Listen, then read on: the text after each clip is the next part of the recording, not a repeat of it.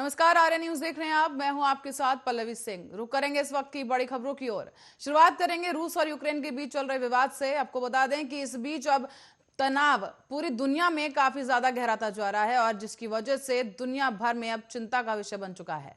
AFP के अनुसार बीते गुरुवार को रूस के पहले हमले में 137 लोगों की मौत हो गई है, तो वहीं आज दूसरे दिन की शुरुआत भी 2 धमाकों के साथ हुई। दरअसल मिली जानकारी के अनुसार दूसरे दिन यानी यूक्रेन की राजधानी कीव में 2 जोरदार धमाकों की आवाज सुनाई दी। अमेरिकी सीनेटर रूबिया का कहना है कि पिछले 40 मिनटों में राजधानी कीव में कम से कम 3 दर्जन मिसाइलें दागी गई हैं। तो वहीं दूसरी तरफ यूक्रेन हमले में घायल हुए लोगों और बलों के लिए देश की स्वास्थ्य सुविधाओं को तैयार किया जा रहा है। यूक्रेन के राष्ट्रपति वोलोडिमार ज़ेलेंस्की ने कहा कि हम अकेले ही रूस से लड़ लेंगे। उन्होंने ये भी कहा कि रूस को उनके हमले का जवाब जरूर मिलेगा। व्लादिमीर पुतिन की ओर से यूक्रेन पर हमले किए जाने के बाद अब वैश्विक स्तर पर शांति भंग होने को लेकर चिंता बढ़ गई है। अंतर्राष्ट्रीय स्तर पर अशांति और अस्थिरता की आशंका भी जताई जा रही है। 2 देशों के बीच जारी इस जंग में बड़ी शक्तियों के बीच में भी मतभेद काफी ज्यादा बढ़ चुका है। परमाणु युद्ध को लेकर भी एक तरीके से खतरा मंडरा रहा है। यूरोप में तीसरे वर्ल्ड वॉर के हालात पैदा होते दिखाई दे रहे हैं। यूक्रेन और रूस के बीच विवाद की असली जड़ को भी समझना इस वक्त जरूरी हो जाता है। दरअसल साल 1991 में यूक्रेन ने सोवियत संघ से स्वतंत्रता की घोषणा की थी। यूक्रेन अमेरिका के नेतृत्व वाले सैन्य संगठन नाटो में शामिल होना चाहता है, लेकिन रूस को यह बात पसंद नहीं। रूसी राष्ट्रपति व्लादिमीर पुतिन ने ये नहीं चाहते थे और यूक्रेन नाटो की विस्तार योजना में शामिल हो।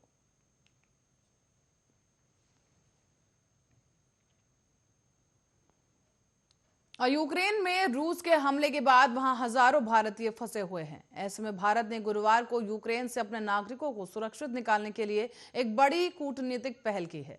यूक्रेन में रूस के हमलों के बीच प्रधानमंत्री नरेंद्र मोदी ने रूस के राष्ट्रपति पुतिन से बात की है। इस दौरान पीएम मोदी ने यूक्रेन में फंसे भारतीय नागरिकों की सुरक्षा को लेकर भी भारत की चिंताओं के बारे में रूसी राष्ट्रपति पुतिन को अवगत कराया।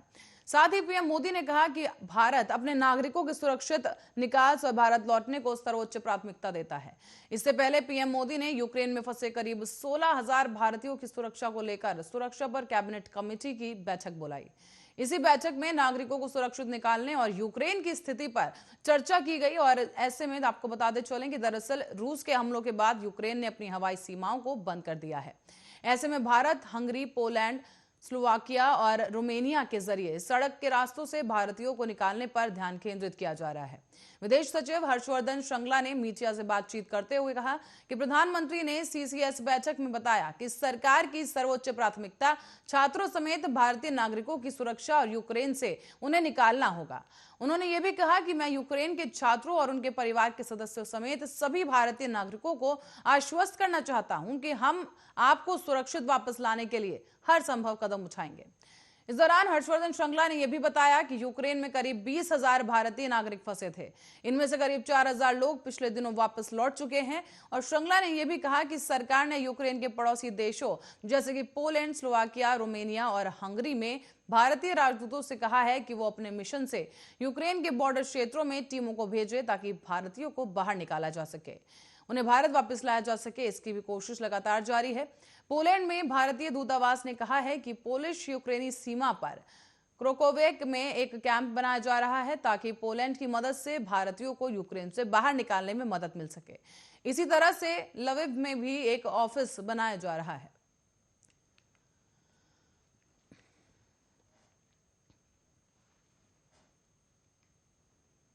तो वहीं रूस सेना ने यूक्रेन में हमले और भी ज्यादा तेज कर दिए हैं। यूक्रेन की स्थिति अब बद से बदतर होती जा रही है। यहां लोग सहमे हुए हैं और सरकार ने लोगों को घरों के अंदर ही रहने की सलाह दी। रूस के हमलों के बीच यूक्रेन में करीब 20,000 छात्र फंसे हैं और इसी को लेकर विपक्ष ने मोदी सरकार को घेरना भी शुरू कर दिया है। कांग्रेस ने प्रधानमंत्री नरेंद्र मोदी पर निशाना साधते हुए कहा कि यूक्रेन में हमारे हजारों छात्र फंसे हैं, लेकिन पीएम मोदी सो रहे हैं। कांग्रेस ने पीएम मोदी से इस मामले पर सर्वदलीय बैठक बुलाने की भी मांग की। मनमोहन सरकार में विदेश मंत्री रह चुके कांग्रेस के वरिष्ठ नेता सलमान खुर्शीद ने यूक्रेन रूस मामले में सर्वदलीय बैठक बुलाने के सवाल पर कहा कि सरकार को ऐसा करना चाहिए। हम में से कुछ लोग अंतर्राष्ट्रीय संबंधों के जानकार रखते हैं और सरकार को राजनीतिक दलों से बात करनी चाहिए और समर्थन लेने की भी जरूरत है, क्योंकि हम इस मामले में अधिक नहीं जानते। कांग्रेस ने आरोप यह भी लगाया कि मोदी सरकार ने यूक्रेन में फंसे हजारों भारतीय नागरिकों को सुरक्षित बाहर निकालने के लिए समय रहते कदम नहीं उठाया। कांग्रेस के पूर्व अध्यक्ष राहुल गांधी ने यूक्रेन में फंसी एक भारतीय छात्रा का वीडियो भी साझा किया और ये वीडियो साझा करते हुए उन्होंने ट्वीट किया है कि यूक्रेन में फंसे 20,000 से ज्यादा भारतीय नागरिकों की सुरक्षा अत्यंत महत्वपूर्ण है। सरकार को उन्हें वापस लाने के लिए तत्काल कदम उठाने चाहिए। तो वही कांग्रेस के संगठन महासचिव के.सी. वेणुगोपाल ने विदेश मंत्री एस जयशंकर को पत्र लिखकर आग्रह किया है कि भारतीय नागरिकों को यूक्रेन से बाहर निकालने के लिए वैकल्पिक रास्तों की मदद ली जाए, क्योंकि हवाई मार्ग बंद कर दिया गया है। उन्होंने इस बात का भी उल्लेख किया कि अकेले केरल के 2000 से अधिक छात्र वहां फंसे हुए हैं और उनके परिवार के लोग उनकी सुरक्षा को लेकर चिंतित हैं।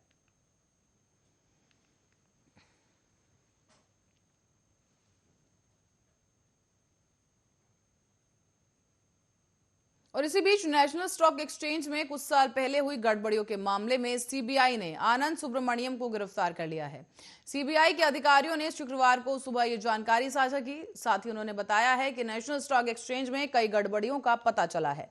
सीबीआई ने आनंद को चेन्नई से गिरफ्तार किया। अधिकारियों ने बताया है कि यह गिरफ्तारी एनएसई को लोकेशन स्कैम को लेकर की गई है और एनएसई पर कुछ साल पहले भी एक घोटाले में यह अभी तक की पहली गिरफ्तारी बताई जा रही है। साथ ही आपको बताते चलें कि आनंद सुब्रमण्यम को उसके चेन्नई वाले घर से गुरुवार की रात को गिरफ्तार किया गया है। उसे दिल्ली स्थित सीबीआई मुख्यालय ले जाने की तैयारी है, जिसके बाद हिरासत में लिए गए उसे कोर्ट में पेश किया जाएगा। एनएसई को लोकेशन स्कैम में सीबीआई और आनंद सुब्रमण्यम से भी इस वक्त सीबीआई पूछताछ कर रही है और बताया ये जा रहा है कि वो जांच एजेंसी के साथ सहयोग नहीं कर रहे थे। सीबीआई अज्ञात योगी और चित्रा के बीच ईमेल पर हुई बातचीत के बारे में भी अधिक जानकारी चाह रही थी, लेकिन आनंद सही से इस बारे में कुछ नहीं बता रहा।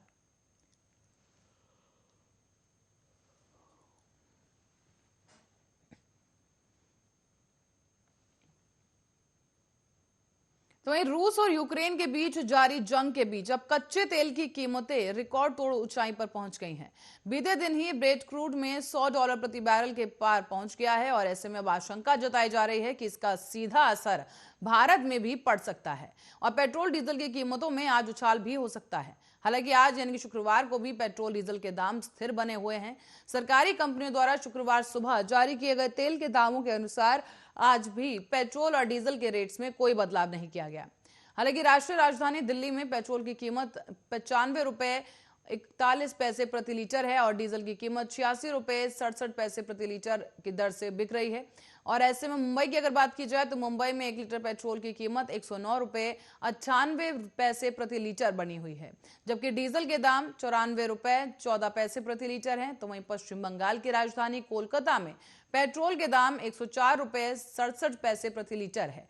बात डीजल की जाए तो कोलकाता में डीजल की कीमत 89 रुपए 79 पैसे प्रति लीटर की दर है। और इसके साथ साथ चेन्नई में अब आपको बताते चलें कि पेट्रोल की जो कीमत है 101 रुपए 40 पैसे प्रति लीटर पर बनी हुई है, जबकि डीजल का रेट 91 रुपए 43 पैसे प्रति लीटर है। इन दिनों उत्तर प्रदेश समेत 5 राज्यों में विधानसभा चुनाव भी जारी हैं और इन्हीं चुनावों के नतीजे के ऐलान अब 10 मार्च को होंगे। ऐसे में अंदेशा लगाया जा रहा है कि पेट्रोल और डीजल के दाम चुनाव के नतीजे आने के बाद तेजी के साथ बढ़ सकते हैं।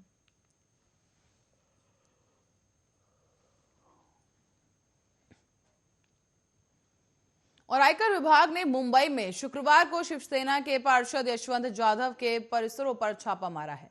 जाधव बृहन्मुंबई में महानगर पालिका बीएमसी की स्थायी समिति के अध्यक्ष हैं। जाधव पर 15 करोड़ के घोटाले का आरोप है। माना जा रहा है कि यह छापेमारी इसी सिलसिले में की गई है। इससे पहले रंकापा नेता और मंत्री नवाब मलिक के खिलाफ भी ईडी ने यह कार्रवाई की थी। मलिक फिलहाल 3 मार्च तक के लिए ईडी की हिरासत में है। उन्हें दाऊद इब्राहिम से जुड़े मनी लॉन्ड्रिंग मामले में गिरफ्तार किया गया है। शिवसेना नेता जाधव के मजगांव स्थित आवास पर शुक्रवार सुबह ही आयकर की टीम पहुंची, जहां पर आयकर विभाग की टीम के साथ सीआरपीएफ जवानों का दल भी मौजूद रहा। जाधव के घर पर दस्तावेजों की जांच फिलहाल की जा रही है और जाधव पिछले 5 साल से स्थायी समिति के अध्यक्ष हैं। भाजपा उन पर फर्जी कंपनियों के जरिए वित्तीय हेराफेरी का आरोप लगा रही है। तो वहीं बीते दिन जाधव की पत्नी यामिनी जाधव ने नवाब मलिक के खिलाफ ईडी कार्रवाई के विरोध में हुए प्रदर्शन में हिस्सा लिया था।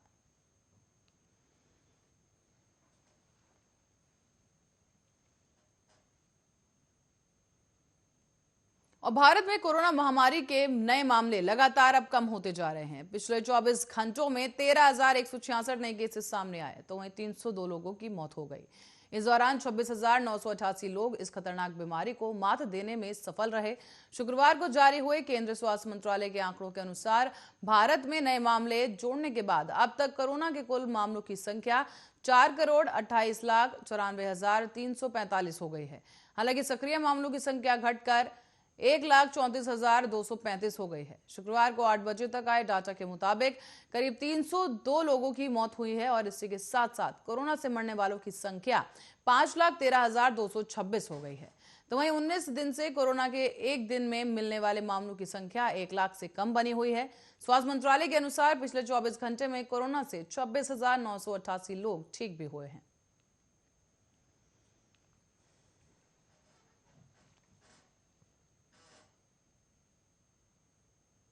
हरियाणा के सोनीपत में पुलिस को बड़ी सफलता हाथ लगी। सुरक्षा एजेंसियों ने कहा है कि चौथे खालिस्तानी आतंकी को भी दबोच लिया गया है। इन चारों आतंकवादियों से फिलहाल पूछताछ की जा रही है और पुलिस के अलावा एनआईए और आईबीबी पुलिस पूछताछ कर रही है। साथ साथ पंजाब पुलिस की टीम भी इन आतंकियों से पूछताछ कर रही है। दावा यह किया जा रहा है कि पंजाब में हत्याओं को अंजाम देने के लिए विदेश से इनके बैंक खातों में पैसे भेजे गए थे और ये चारों आतंकियों के बैंक अकाउंट में विदेशी खातों से 6 लाख रुपए आए थे। वहीं पंजाब के गोपी नाम के एक शख्स ने इन्हें हथियार मुहैया कराया था। पंजाब पुलिस गोपी को गिरफ्तार कर चुकी है और इन आरोपियों को हरियाणा के अंबाला में हथियारों की सप्लाई की गई थी। चारों की आपको बताते चलें कि चोरों के कब्जे से एक AK-47 और 5 विदेशी पिस्तौल भी बरामद की गई। चारों को सोनीपत पुलिस ने कोर्ट में पेश कर रिमांड पर लिया है और बताते चलें कि पंजाब पुलिस की सूचना पर सोनीपत की क्राइम ब्रांच ने जुआ गांव के रहने वाले 3 युवकों को गिरफ्तार किया था।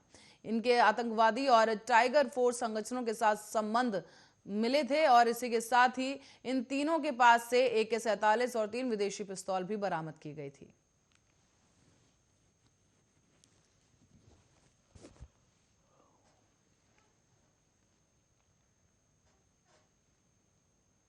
और रूस और यूक्रेन के बीच बदतर हुए हालात, अब इसके बीच अब रूस ने अमेरिका के तमाम आर्थिक प्रतिबंधों को दरकिनार कर दिया है।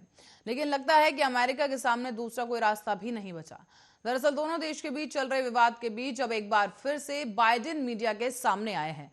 उन्होंने रूस के 4 बड़े बैंकों पर प्रतिबंध के साथ कई दूसरे आर्थिक पाबंदियों का ऐलान कर दिया है और इसी के साथ ही अमेरिका में रूस के दूसरे नंबर के राजनयिक को भी देश छोड़ने का आदेश दे दिया गया। माना जा रहा है कि रूस का यह हमला यूक्रेन पर हो रहा है, पर तबाही यूक्रेन में मच रही है, लेकिन दर्द अमेरिका को भी हो रहा है क्योंकि इस हमले में अमेरिका के सुपर पावर वाली छवि को पुतिन ने बड़ा झटका दिया। बाइडेन सरकार पर पुतिन के सामने बैकफुट पर जाने के आरोपों के बीच अब बीती रात को अमेरिकी राष्ट्रपति मीडिया से मुखातिब हुए। इस दौरान उन्होंने रूस के खिलाफ जमकर हमला बोला और एक के बाद एक कई आर्थिक प्रतिबंधों का ऐलान करते चले गए। इस हमले से अमेरिका पूरी तरह से इस वक्त गुस्से में है। अमेरिकी राष्ट्रपति बाइडेन ने चेतावनी देते हुए कहा है कि पुतिन ने युद्ध के रास्ते को चुना है और अब उनके कदमों की कीमत रूस के लोग चुकाएंगे।